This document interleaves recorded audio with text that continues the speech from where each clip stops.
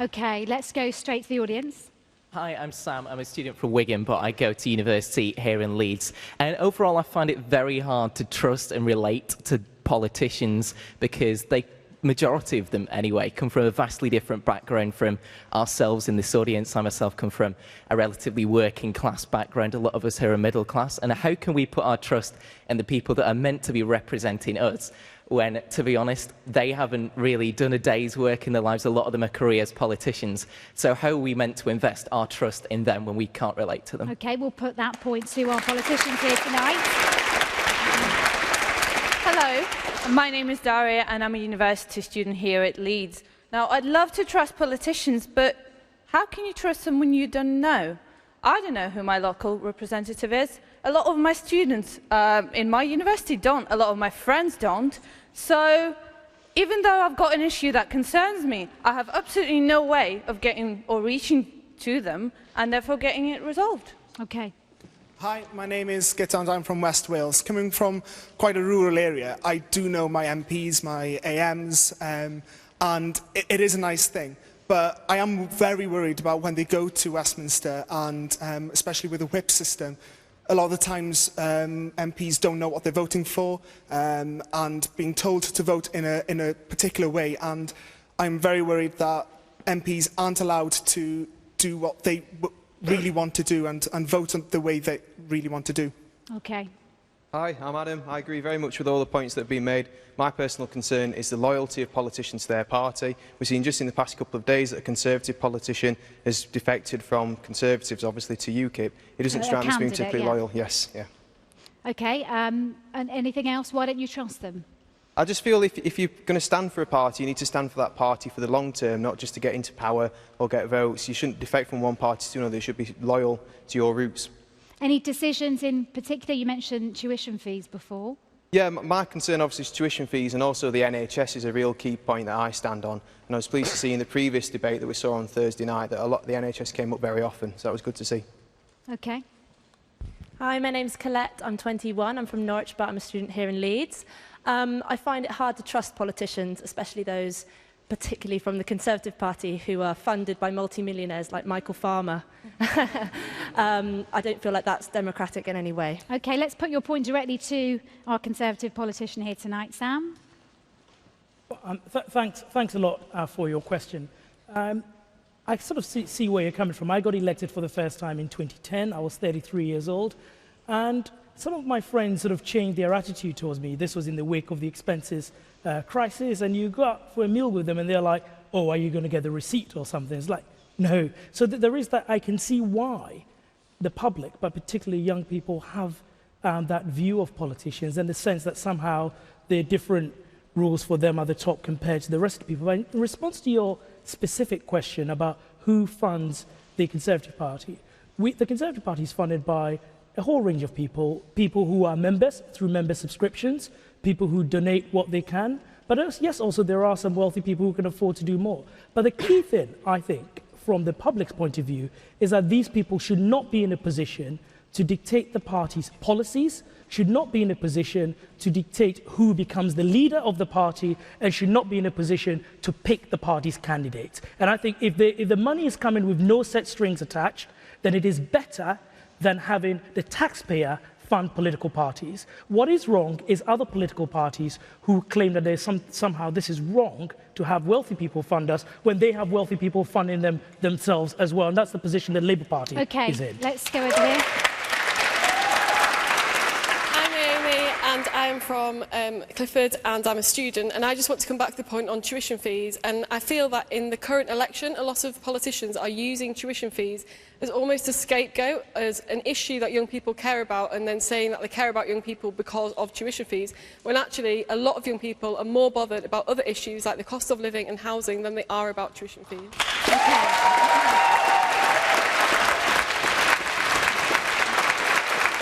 Hi there.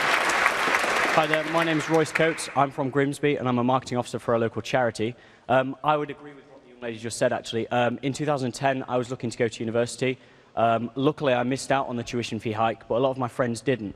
I think that trusting politicians is sort of, it's a 6 of one, half a dozen of the other. You've got to trust the electorate as well to make the sort of pragmatic decisions. We have to judge the politicians on the policies that they make and work out whether they are viable. In 2010, we were facing one of the biggest recessions this country has ever faced.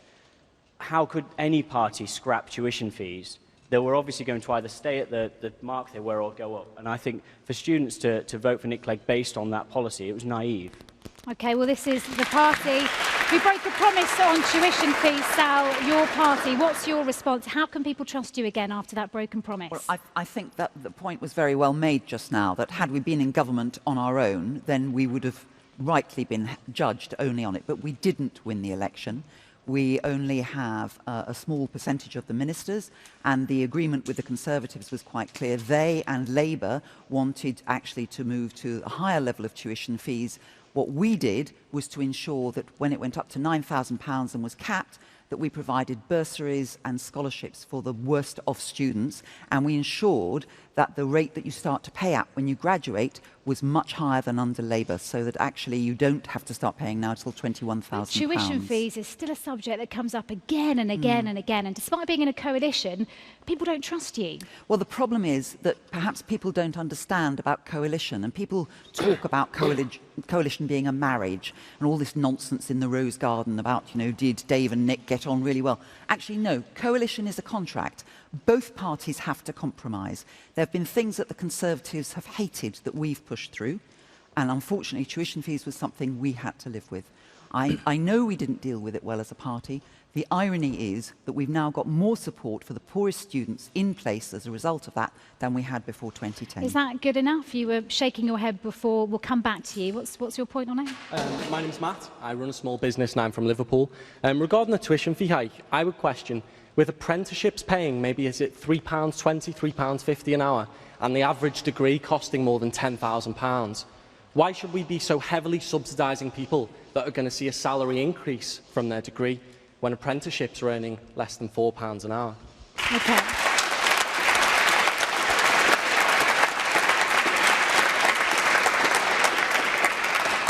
I'm George, I'm from Leeds, and I'm hoping to study politics at university next year.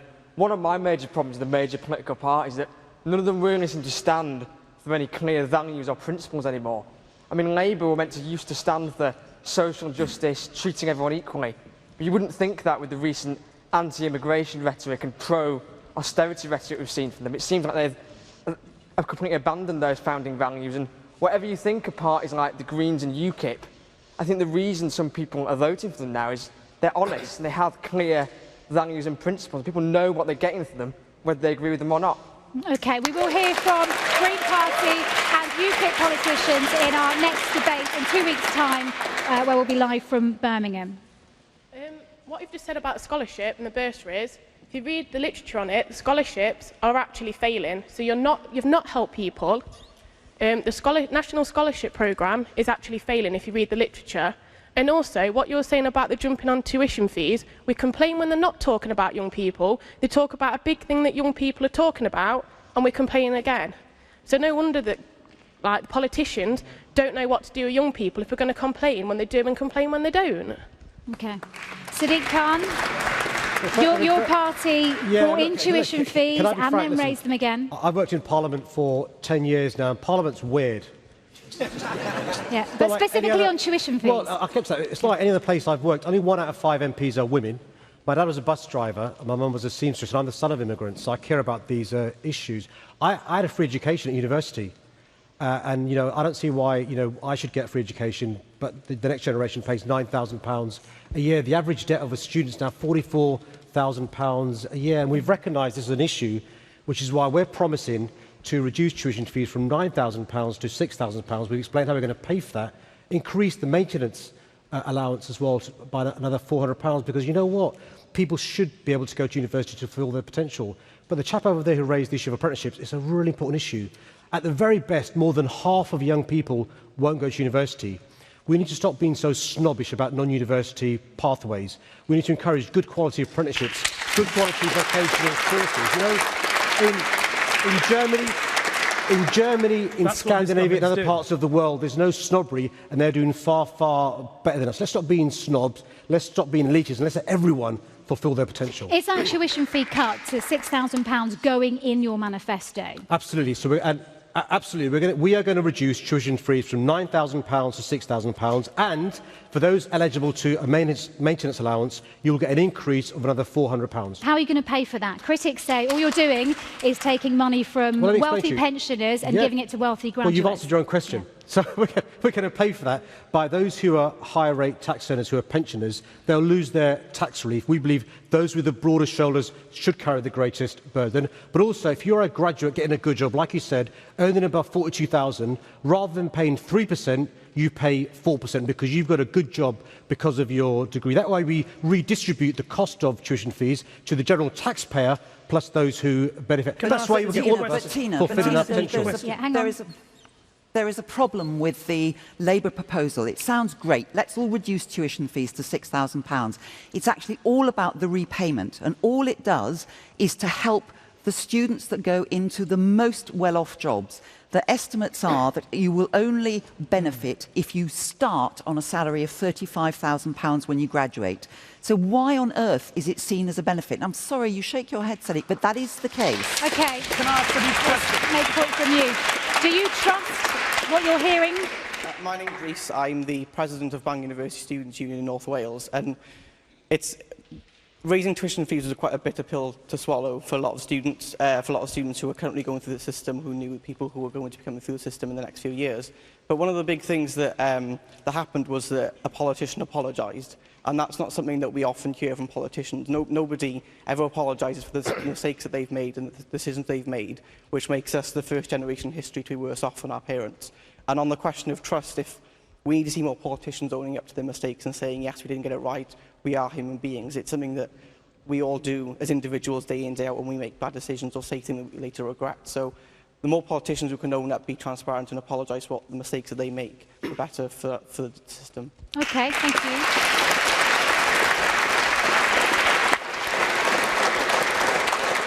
Hi, my name is Mhairi Blatt. I'm from Leicester, but I'm a student at the University of Lincoln. I don't know why we can't follow the lead of Scotland and make tuition fees free for people in Scotland. I think that's a brilliant move by the SNP. And Sadiq Khan, you're talking about how when you went to university it was free. Well, why don't you make a bigger move? And why don't you make them free for people here in England? We deserve the same right as you and to have free education. Well,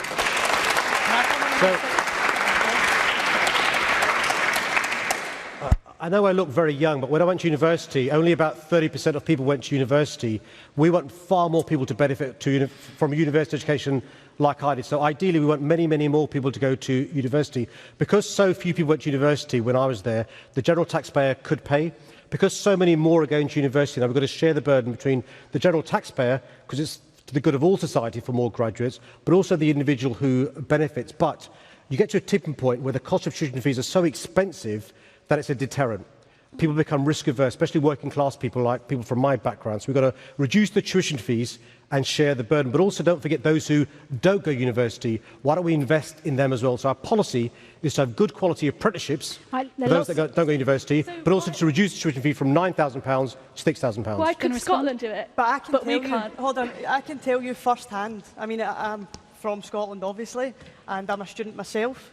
I could not afford to pay £9,000 tuition fees, and I can tell you all firsthand, I would not be sitting here had I had to fork out that kind of money. And with all respect, I would not be able to fork out £6,000 either.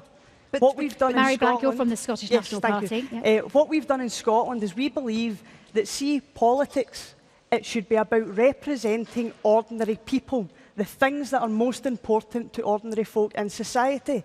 Free education is a hallmark. How can you possibly say to any young person that their ability to move forward in life and get the education they deserve should depend on their ability to pay, whether it be £9,000 or £6,000? How's that okay? You've been shaking your head. My name's Lance. I'm 23. I'm a music production student here in Leeds. And actually, to be honest, I'm getting really, really annoyed about this debate. Because the fact is, university is free at the point of use here in the UK. The system we have is, in effect, a graduate tax. Nobody pays £9,000 straight up. So every single politician who's turned around and said, you know, working class people can't afford university, you've just lied. I'll tell you something now. I'm working class. Well, I don't know. I'm from a poor background, and I'm at university right now. And on top of that, I'm ADHD and dyslexic, so, there's a few other, stuff to throw in there. But the fact is, everybody can get to university, and none of you here have turned around. Sal, to an extent, has said it, but none of you here have turned around and told the truth about it. It's free at the point of use, and only until you're earning £21,000 are you going to pay it back. What is wrong with paying back a little bit that money that the government invested in you? What is wrong with paying that back to the system to help other people? We do. Help other people. What's wrong? Adam, what's wrong with paying that money back? I think the key is that you hear that the absolutely key issue for people of our age is tuition fees. Now, we are a huge part of this country in terms of population, in terms of the percentage. I actually did the maths. I had a very boring afternoon one afternoon. I actually did the maths of it. I went on Wikipedia and everything. I worked out if you even got about 38% of our age group, that's 18 to 24, to vote for any of the main parties in the last election, they would have won it outright.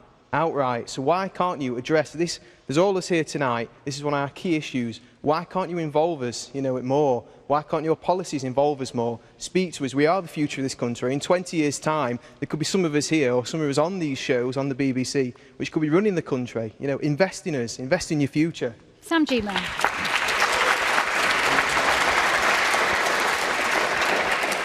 Thank you. Firstly, I want to deal with a very casual point that Sadiq made because it's relevant to this debate. He said he's pro-immigration and then sort of moved on. Now, the interesting thing is the Labour Party has one of its 5 pledges, controlling immigration. They've got it inscribed on a mug that they are selling to people. Sadiq wouldn't even use that mug. Yeah, we're not talking and he about says, that. No, the reason I'm bringing that up is he comes here and he says, I'm pro-immigration. The reason why there is a problem of trusting politicians is we say one thing in front of you, but we do something else somewhere else. That's why there is a problem. Now, in terms of what the gentleman is saying about tuition fees and why don't we listen, the truth is, we've got a situation, and I agree with Sadiq on this, that we've now got about 50% of people going into university in this country.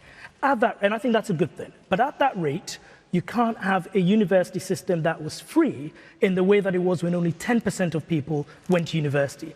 So we've got to design a system that is fair to everyone who is capable and wants to go, at the same time when they come out makes it easy for them to pay without really hurting anyone. And that's why the system is free at the point of use. You don't pay anything till you're earning over £21,000. The reason why we are having this debate is that one party never thought he was going to get into government and came up with a plan that it couldn't deliver on. And then when they got into government, the Liberal Democrats, they realized that actually that plan wouldn't work in government. And that is why this has become such a hot political potato and why we're discussing it here today. Adam, is that making you trust Sam Gyimah's party? You're completely right, but there's a country in the centre of Europe called Germany, which was on its feet twice in the past 100 years because of the world wars. And somehow now they are the power in Europe, the power. We were the power, and we've lost it. And I think we've diluted our future and our education, this generation. As a point was made over there, we are the first generation to be worse off than the previous generation. I think that's ridiculous. We should be a positive country going forward. We're supposedly one of the most successful countries, ever. How can we go forward if we're not investing in our futures? That doesn't just mean university. That means apprenticeships. That means, jobs. It means, things for people to get them going forward. You need to support your young people. Party, given what you're saying. There's an offer. Speak in my language. Sam, but independent experts predict that 45 pence in every pound probably won't be paid off in tuition fees. So this could end up being a big waste of money anyway, couldn't it? Well, no, I think it's been properly costed. There's nothing it might not wrong, save any money. There's nothing wrong with saying that the burden of higher education is shared between the state, between the people who benefit, but also generous benefactors who donate to universities. I think there's nothing wrong with saying, as a principle, that the person who benefits, and someone else pointed out that here, who benefits the most from a university education contributes to that as well. Why should a plumber pay their taxes for someone to go and study at university and then go and earn lots of money in the city after studying physics? I think it does make sense that we all share in that burden, but it's got to be fair. And that's the important thing about it. Rhun, what would Plaid do? We need to come back to why we're talking about this. And a generation almost of young people were let down so badly by that decision by the Liberal Democrats to take the bait of ministerial office at the expense of that promise that you had made. When you go into a coalition, there are some things, and you had as a party said yourselves what those holy things were to you, and one of those was student fees. When you then go back on that promise and decide instead to go into power and to seem to seek power at the expense of those students, you cannot blame anybody in this room for raising questions then about their ability to trust politicians again. All of us as politicians have got to go out and earn the trust of people. I was a journalist for 20 years. I covered enough stories about... So you're used to people not trusting you?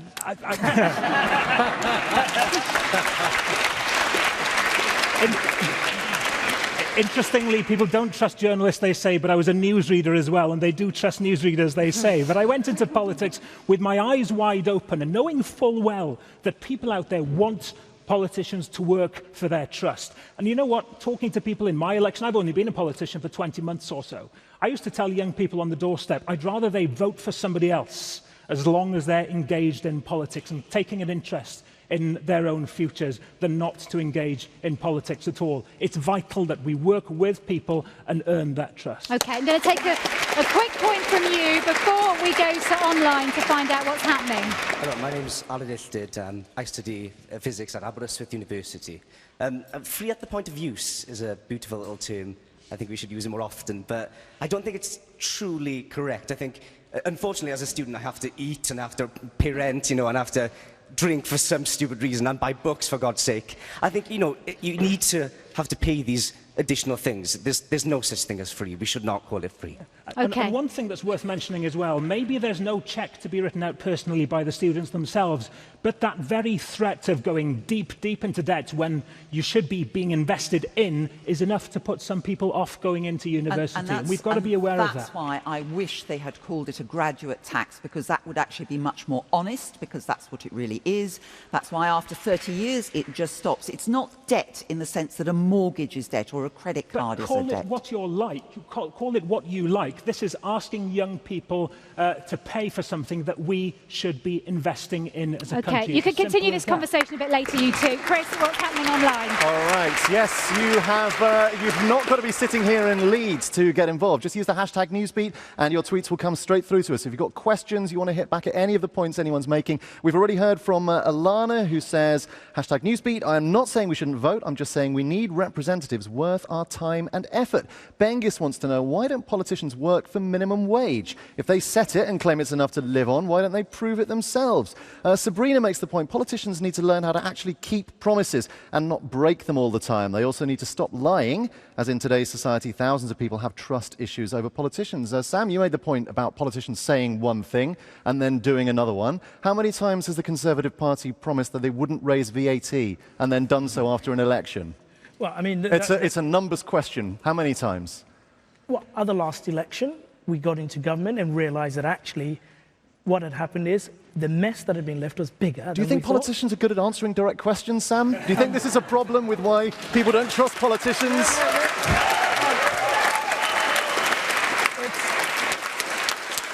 I think you're going... If you allow me to, I think you're going for the cheap laugh, personally. If you allow me to explain it, one of the I'll allow you to answer the question. Yeah, exactly. Yeah. How many times? One of the things, I think, one of the challenges of politics is when you're in opposition, you make promises. We promised at the last election. We promised at the last election not to raise VAT. We got into government. And that was the third time you've done it, I think. Can you count? Just answer the question. Give us a number. Well, I'm talking about the last election, right? I stood at the last election. Okay. That's when I got elected. And we promised at the last election not to raise VAT and got into government and did. Now, can I just... Do you know the answer to the question? I've just told you. It's quite a simple one. I know about the last election, which is the one in which I stood, and the manifesto in which I stood. You're seriously going to sit here with people shouting, answer the question at you? And you're not going to answer this issue? That you promised you wouldn't raise VAT. That's what I've said. And then you raised it. I said I promised... Are you going to raise VAT after this election? No. Okay. Okay. Sam, thank you very much. Hashtag Newsbeat, keep involved. If you can bear with me. Wait, we've got... All right. If you can bear with me. And this is not just an issue of the Conservative Party, I think this is politics as a whole. I think when you are in opposition, it's very much easier to make promises that when you get into government and you look at the books and you see how tricky things are to achieve, that is not the, and I think that is why what we all should do as politicians, not just the Conservative Party, is make sure that if we are coming up with plans before we go into government and before we make the promises, not make the easy promises, but make sure that we have a clear plan that we can deliver on. That is when we get into trouble as politicians, and that applies to the Conservative Party, and I would say as every other political party. Make sure that your plans are properly costed and you can deliver on it. That's the challenge. All right, Sam. Okay. Appreciate we were tough on you, but we gave you a chance. Thank you. That's your job. Hashtag Newsbeat. Keep them coming. Okay, moving on. Representation. Just how representative is the House of Commons? Are there enough young people, women and ethnic minorities? Simple question. Do politicians represent you? No. No. Nope. No. Yes. In Newsbeat's biggest ever survey of 18 to 24-year-olds, only 11% said that politicians generally do a good job of representing the views and interests of young people. Politicians are mainly white men who are straight, able-bodied and posh. They don't represent me. Outside of politics, what experience do you have, what life experience do you have to associate and indicate that you should be the one to represent the people of Britain?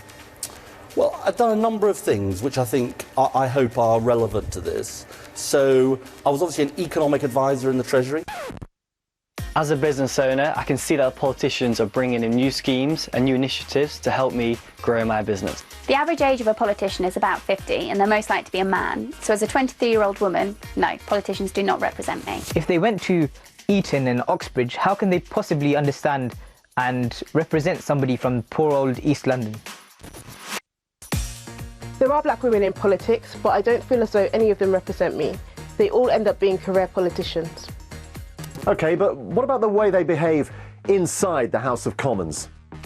If the children in the class that I teach spoke to each other the way that politicians do, they'd probably miss 5 lunchtimes. I happen to know there are children here today observing our proceedings who would like to think the House would show a good example. Let's see if we can. We want to see a bit of fire in the belly. It'd be boring if they were just putting their hands up. Order! You really are a very overexcitable individual.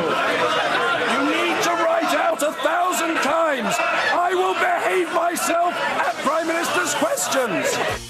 We're really lucky to be able to see what actually happens in Parliament.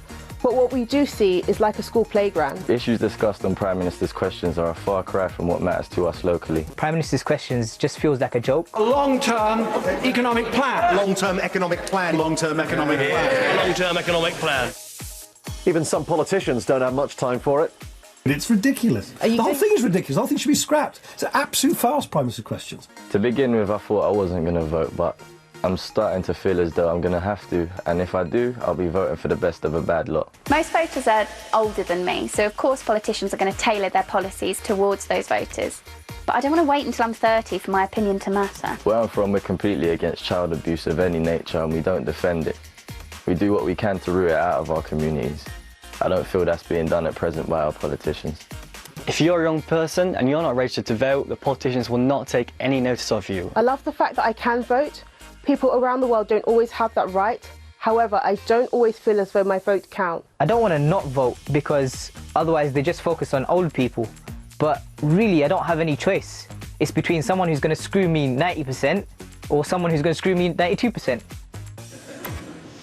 Okay, lots to get into there. What do you think? Hi. Oh, is it me? Yes, it's you. Hi, I'm Peggy and I'm from Barnsley. My issue with representation is how can I believe you will represent me when over 90% of you have gone to a private school, gone to Oxbridge, and now you want to decide for me in the education sector?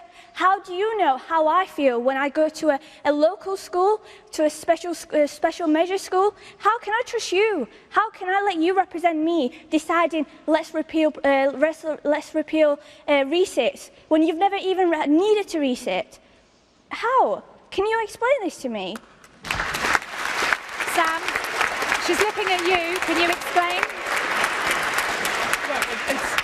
Well, it's a very good question. I have the view that no two people's backgrounds are exactly alike. I have made my background very clear ever since I got into politics. You were president of Oxford Union, weren't you? I was president also. My mother, Annette. My mother brought 3 of us up on her own. She's a nurse. She really drove us hard. She really believed in education. And thanks to her good work, I went from a state school in Ghana to a state school here and got into Oxford and became president of the Oxford Union. I don't think that's something I should be ashamed of, that because she taught me the value of education and it worked for me, I worked out and that delivered something. When I asked for a job in government, I asked to be in education because I had seen the value of education in my life and I wanted to make a difference to everyone as well. You're right to say Parliament, and that's for all political parties, can do more to draw people from more backgrounds. But I'll say one thing in defense of my fellow MPs. Say it to the lady behind I'll say one thing, they see a lot of cases day in and day out of people who have lost their housing, people who've got problems with resets, and they work, a lot of them work very hard to resolve these cases for their constituents. But in terms of the look of Parliament, I think there's a lot more that needs to be done. When David Cameron became Prime Minister, in terms of black and ethnic minority MPs, we had none. We've now got 11%, and I think I saw a piece of research that after this election coming, we will have more black and minority ethnic MPs than the Labour Party has. So some work has been done, but a lot needs to be done. It's not just black and minority ethnic MPs. We need more people who work in the public sector. We need more people who've come from working class backgrounds. All of that needs to be done. Can I say my issue with the Conservative is also with the coalition? The amount of changes that your ministers started doing with education, it's absolutely disgusting. Young people in here, how many times? I had a different type of story at GCSEs because of Michael Gove and compared to my A2 exams right now. The way you change things was like, today you feel like this, next day you're feeling like that. I feel absolutely appalled with Conservative Party of doing that many changes in such a small time. Okay. Sadiq Khan. 2027 on representation. On representation specifically. I think all the parties don't do enough in relation to representation. All the parties. You know, I've worked in many places before. I've never worked in a place where so few of my colleagues are women. When I first was elected, I was elected before Sam. The only people who looked like me were serving in the kitchens. Sam and I are the exception, not the norm. There are very few working class MPs, very few disabled MPs. And it's not acceptable. If we allow things to remain as they are, it will take 500 years to get enough women in Parliament, enough black, Asian, minority ethnics in Parliament, enough disabled, enough working class. We've got to shake up the system. That means, listen, people might not like it, that means all women shortlists. That means helping working class candidates to become selected to Parliament, making it cheaper to be a candidate. That means helping those who are disabled, giving those who are black, Asian, minority ethnic candidates more assistance. We can't let things lie, because you know what? The only thing more important than knowing what it's like to walk in somebody else's shoes is to have walked in those shoes. People who've struggled to make ends meet. People who've had a 0 hours contract like we talked about. People who've struggled to make sure they can have food by week 3 of a month and they need a food bank. If you've got these experiences, not only do you empathise, but hopefully make policies that better reflect the communities you seek to govern. So why then have the Labour Party stood side by side with the Tories in wanting to implement £30 billion worth of cuts? Come on, you've got to listen. No. These are things that really affect people's lives. Punch and Judy stuff that puts these guys off. No, it's not. What this is about, the problem with Westminster has been that it's been a boys' club. It's been a boys' club for too long, with too many similar middle-aged, middle-class guys. We need to change that. And when we're talking about the lack of trust, hold on, let me finish. Margaret Thatcher was Prime Minister, by the way. You're talking to a Scot about Margaret Thatcher. When we are talking about the lack of trust that many young people, and as a young person myself, I feel it, that we have about politicians, it is because they just brush things aside. Ordinary folk are set to suffer. We have to bear the brunt of the mistakes that have been made by bankers and the mistakes that have been made by the politicians that let them get away with things. It's about us having a chance to have a party that will genuinely represent us, to go to Westminster and stand up for ordinary folk and make things like free education, make things like representation, gender equality a priority. Mhairi, as a 20-year-old, do you think you have enough life experience? Do you think you have enough life experience at 20 years old? Well, of course, I don't have the same life experience as a 40-year-old or a 50-year-old. But the thing with Parliament is it should represent the whole of society, not just the men, not just the middle-aged, the middle-class side. It should have all walks of life in it. But secondly, when we look at our representatives, It's not about, I can't help my age any more than I can help my gender, or other people can help sexuality, whatever it is. What we look for is dignity, integrity, honesty. Look for quality. I mean, it's like the gentleman said over there.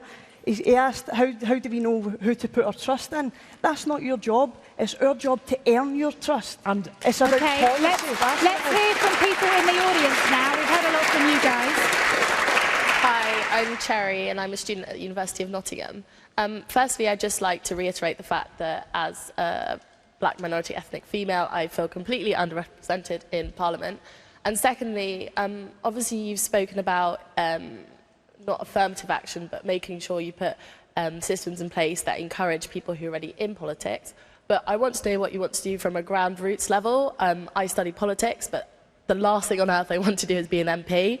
One of those reasons is because I look up to senior members of Parliament and I see no black women that I can aspire to be like, and no one who I think that's what I want to do. OK, we'll get an answer to that question in just a moment. Let's get your point first of all. Hi, my name's Emily, I'm 23 and I'm an accessibility consultant from Leeds. With growing cuts and with further privatisation of the NHS, I really worry about the future of disabled people. I've got 2 points to my question. First of all, I'd like to see more representation of and from disabled people in Parliament. First of all, the Minister of Disabled People's office is not even accessible. I think that's absolutely atrocious.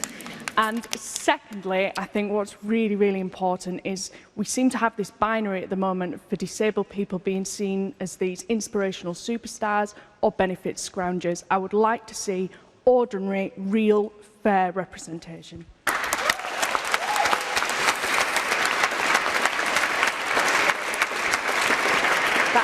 That's absolutely spot on, and as somebody who's also disabled, I'm really pleased that this government's created an Access to Elected Office fund for disabled candidates in local government and in Westminster government, because it's very important. People don't understand the financial barriers that people with disabilities face when they stand for office. So it's a tiny thing in the realm of trying to get more representation, but actually there are fewer disabled MPs than there are of any of the other categories we've been talking about, and it is a serious issue. Back to this lady's point, the Lib Dems had a pretty bad record in the last Parliament of female MPs, hardly any, and 0 MPs from a minority background. What are you going to do about that? Part of the problem is we're a small party, and secondly, we actually went backwards. We lost seats at the last election. What we've done over the last 5 years is to start to bring forward a scheme to support. And we've got some really good women MPs standing, women candidates standing to become MPs this time, and I hope they're going to get in. Will you bring in all women shortlists? Only if this fails this time. And Nick has said it, and the party has agreed, because we're one of the few parties that make our own policy at conference. We've agreed we'll review it after this May. OK.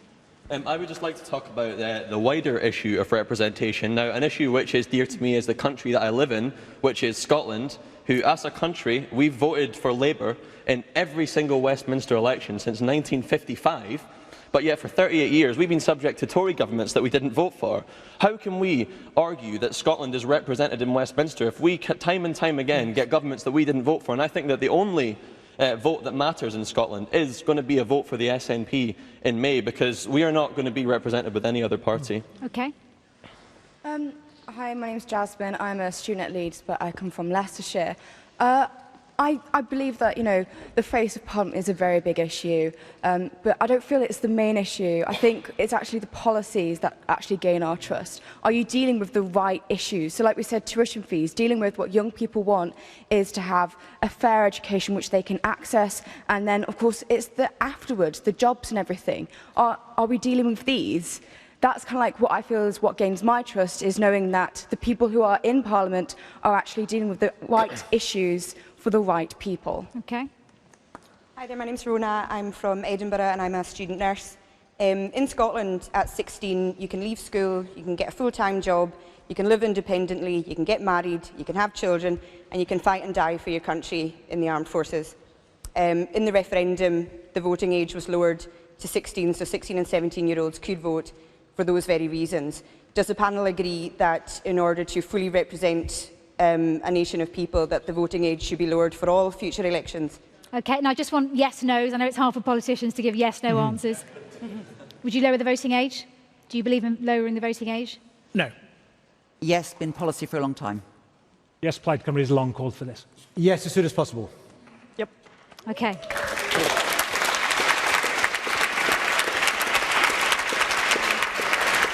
Going back to you, I know it's just a yes, no. Why not?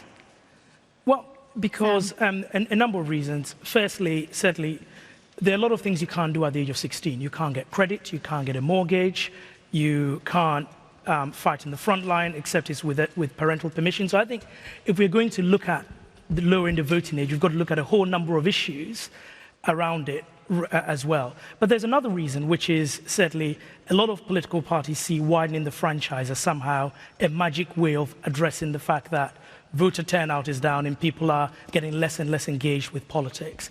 And I firmly believe that if you want people to be more engaged with politics, changing more of the process is not the way to do it. It's actually going out there and enthusing people about politics. Let's get your point. Hi, I'm Grace. I'm a politics student at Lancaster.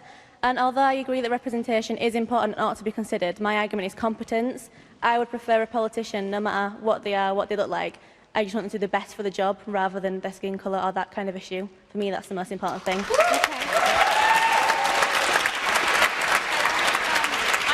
I'm an A-level student from Peterborough. I'd just like to say that, yes, I'm a gender equality advocate, but I don't need to be represented by a woman to be fully represented. Why not? I think the policies that they implement are way more important than being represented by somebody of my gender. I mean, in my area, an imminent issue has been sex trafficking, and with the recent introduction of the modern slavery bill, I feel like we are being represented fully, and I do trust my politician in that sense. But if the population's made up of, half women, do you not want the same to be in Parliament? Of course, it would be lovely to have more people in Parliament that are of different genders, different ethnicities, but I don't need to be represented. If I feel like I'm being represented by my politician, then that's what matters. Okay. Can we come to you? You obviously disagree when it comes to representation. Yes, You'd like to see more women. Speak to each other. I think that I agree, but for, I don't know, topics such as abortion or things that are specifically applicable to women and people who identify as women, I wouldn't want just a panel of men deciding about that because they have not lived that experience. You could be as informed as you want, but I think, as he said earlier, living an experience and walking in someone's shoes is the only way you're really going to understand that, and I think that's the best way to implement policies. I think that's what canvassing's about, that's what MPs are about. They're going around the communities, they're finding out different information from people, and that's how they're able to make an informed decision on those kind of things. I think you're very lucky that your MPs are doing that with you, but I think a lot of over the whole of the country, that's not the case, and so I think that should also be increased, obviously, but you're very lucky to have MPs that are doing that in your constituency.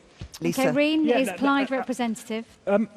In terms of gender split, there's been great advances in Wales, certainly since the advent of devolution, where the balance of male-female representatives is much more equitable than at Westminster. But one thing that's important to talk about as well is how your communities are represented. On a national level, Plaid Cymru is offering a Welsh voice at Westminster. But what about your communities? I really dislike the practice of politicians shopping around for a safe seat. The seat I represent is the seat I was brought up in, and I think unless you've got that connect, that empathy with the area that you represent, it's very difficult then for you to genuinely say that I'm standing up for a community that I understand, that I believe in. But Lisa, can I come in here and just add one other thing, that it's not just about your local representative, it's also about having a system that people feel their vote counts. And the problem is we have far too many safe seats in this country where your MPs don't have to work for your vote. And that's why we should have proportional representation. Okay, we are live on Radio 1, 1Extra and the BBC News Channel until 10 p.m. tonight. Chris, what's happening online? Loads going on online. Thank you for all your tweets. Lauren says, it's not fair to generalise about politicians. Some are in it for the right reasons. How many comment without proper information? Colin wants to make the point politicians only have themselves to blame. He says they lie, they cheat, they steal. I think we all remember the expenses scandal. And let's face it, if your partner did those things to you, then you'd leave them. Jack says, when you vote for your MP and they break all of their promises, and then vote them out next time, he says. Hashtag Newsbeat. Alana, forever raving on about apprenticeships. You try supporting yourself on £2.75 an hour with rent to pay. Tom wants to know, what do MPs think of the yobbish shouting behaviour in the Commons, and why is it acceptable? Sal, you sit in that room of mostly men baying at each other. It can't be a very edifying spectacle. Well, actually, I'm in the House of Lords. I beg your pardon. And we don't behave You're like much more that. polite, I'm sure. But I'm sure you watch what goes on in the Commons. I certainly watch what's going on in the Commons, and I think part of the problem is the way the chamber is structured. If you look at the Scottish Parliament and the Welsh Assembly and the European Parliament with that hemisphere, the whole tenor of the debate is completely different, and this face-to-face boys shouting at each other really doesn't help Could the Commons changing image. the shape of the House of Commons be a Lib Dem policy? It's not a formal policy, it's a Sal policy. It's an interesting idea. Ash, thank you very much. What a kind tweet. This debate is surprisingly interesting. Don't think the government realise how important the young voters are. Do keep them coming. It's great to hear from you. Hashtag Newsbeat. Thank you. Now, we've heard about people's frustrations, but are there really any alternatives? In here tonight, what do people think about what Russell Brand has to say? To quote, why bother voting? It's not going to make a difference. Politicians are frauds and liars. His words. I think Russell Brand brainwashes young voters, and politicians, you need to do more to try and get young voters to vote. Do the opposite of him, who's just a small man using big words. You need to do the opposite and try and get young people to vote. You need to counteract him, because otherwise you're getting so many young people not to vote, and it makes me so angry. He just uses big words. He's not clever. He's one of the most influential people of last year. You need to counteract him, and you need to counteract him fast, because otherwise you're going to have a serious problem on your hand.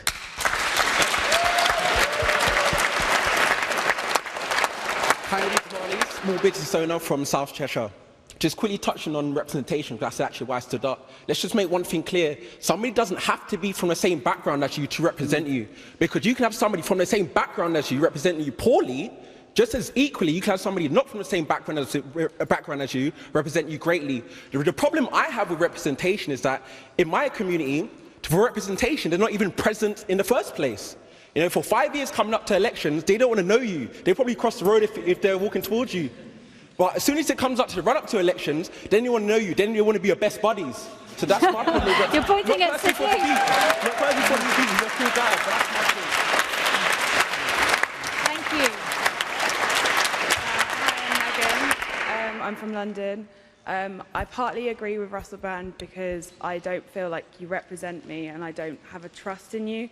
But then it's a privilege to vote, and I agree that you should vote, and it's a bit disappointing that people aren't voting. When you say you partly agree, what's the type of stuff that you agree with? Just because I don't feel like there's a trust, and I do think you lie on certain issues, and you don't tell you couldn't come up with an answer. It's fine for you to say, I don't know. It's fine for you to say, I don't know, and I would be happy with that answer. If you don't know, that's fine, but to spin round and go round on it. See, with Russell Brand, I completely disagree with that. I think everybody should use your vote. You know, we've fought for it for years. We should be using it.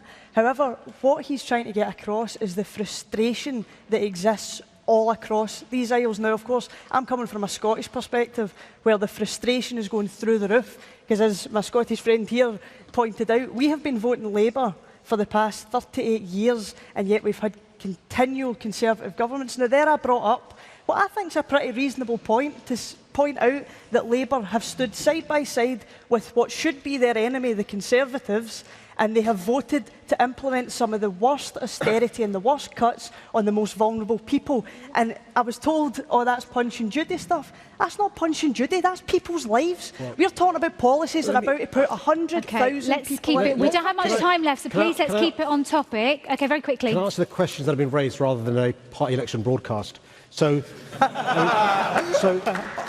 I'm a small man with small words.